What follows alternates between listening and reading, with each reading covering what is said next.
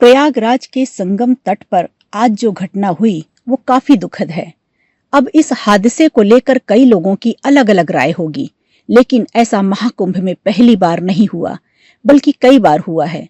और जो लोग आज विपक्ष में बैठकर सरकार को घेरने की उम्मीद में हैं, उनकी सरकारों में भी ऐसे हादसे हुए हैं। आपको बता दें कि अंग्रेजों के समय में जब 1820 में कुंभ मेला लगा था, तब भी भगदड़ मचने से 450 लोगों की मौत हो गई थी। अब अगर पास्ट में जाकर पूरी टाइमलाइन को देखें तो पता चलता है कि साल 1954 में आजाद भारत का पहला कुंभ इलाहाबाद यानी अब के प्रयागराज में लगा था। 3 फरवरी को मौनी अमावस्या थी। लाखों लोग स्नान के लिए संगम पहुंचे थे। बारिश की वजह से चारों तरफ कीचड़ और फिसलन थी।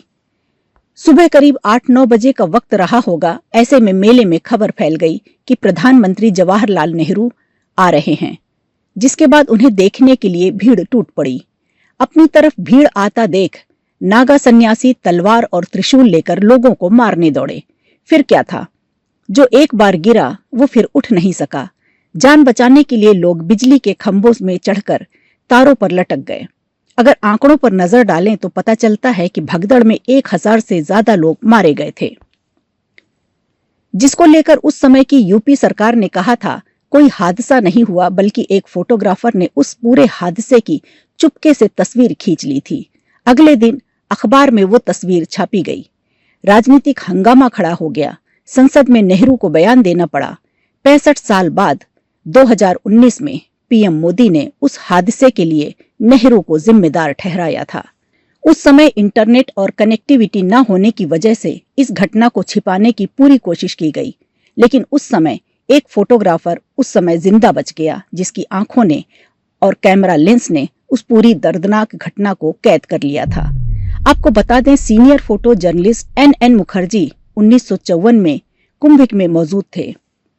1989 में मुखर्जी की आंखों देखी रिपोर्ट छायाकृति नाम की हिंदी मैगजीन में छपी, जिसमें मुखर्जी लिखते हैं कि प्रधानमंत्री जवाहरलाल नेहरू और राष्ट्रपति राजेंद्र प्रसाद एक ही दिन स्नान के लिए संगम पहुंच गए। ज्यादातर पुलिस और अफसर उनकी व्यवस्था में व्यस्त हो गए। मैं संगम चौकी के पास एक टावर पर खड़ा हुआ था। करीब 10:20 पे स्नान करने वाले घाट पर बैरिकेड लगाकर हजारों लोगों को रोका गया था। आम लोगों के साथ साथ हजारों नागा साधु, घोड़ा गाड़ी, हाथी, ऊंट सब घंटों इंतजार करते रहे। दोनों तरफ जन सैलाब जम गया था। इसी बीच नेहरू और राजेंद्र प्रसाद की कार त्रिवेणी की तरफ से आई और किला घाट की तरफ निकल गई। जब नेहरू और बाकी वीवीआईपी लोगों की गाड़ी गुजर गई तो बिना किसी योजना के भीड़ को छोड़ दिया गया। भीड़ बैरिकेड तोड़कर घाट की तरफ जाने लगी। उसी रोड पर दूसरी छोर से साधुओं का जुलूस निकल रहा था। भीड़ और साधु संत आमने सामने आ गए।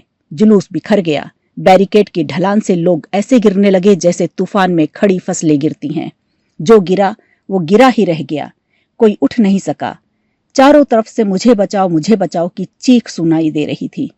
कई लोग तो गहरे कुएं में गिर गए। मुखर्जी लिखते हैं, मैंने देखा कोई 3 साल के बच्चे को कुचलते हुए जा रहा था। कोई बिजली के तारों पर झूलकर खुद को बचा रहा था। उसकी तस्वीर खींचने के चक्कर में मैं भगदड़ में गिरे हुए लोगों के ऊपर गिर गया। मेरे अखबार के साथी डरे हुए थे कि मैं भी हादसे का शिकार तो नहीं हो गया। दोपहर करीब 1 बजे मैं दफ्तर पहुंचा तो अखबार के मालिक ने मुझे गोद में उठा लिया। वे जोश में चीख पड़े, नीपू जिंदा लौट आया है। तब मैंने उनसे कहा, हादसे के फोटोग्राफ्स भी लेकर आया हूं। सरकार ने कहा हादसे में कुछ भिखारी ही मरे हैं, सैकड़ों लोगों के मरने की खबर गलत है। मैंने अधिकारियों को हादसे की तस्वीरें दिखाईं, जिसमें महंगे गहने पहनी महिलाएं भी थीं, जो इस बात की तस्दीक कर रही थीं कि अच्छे बैकग्राउंड वाले भी लोग कुचलकर मरे हैं। लेकिन उस समय हुई घटना और आज की घटना में जमीन आसमान का फर्क इसलिए है क्योंकि आज जो घटना हुई उसमें पुलिस वीवीआईपी प्रोटोकॉल में व्यस्त नहीं थी, बल्कि हादसे में घायल लोगों को सीपीआर दे रही थी। अब इस हादसे पर आपकी क्या राय है, हमें कमेंट बॉक्स में जरूर बताएं।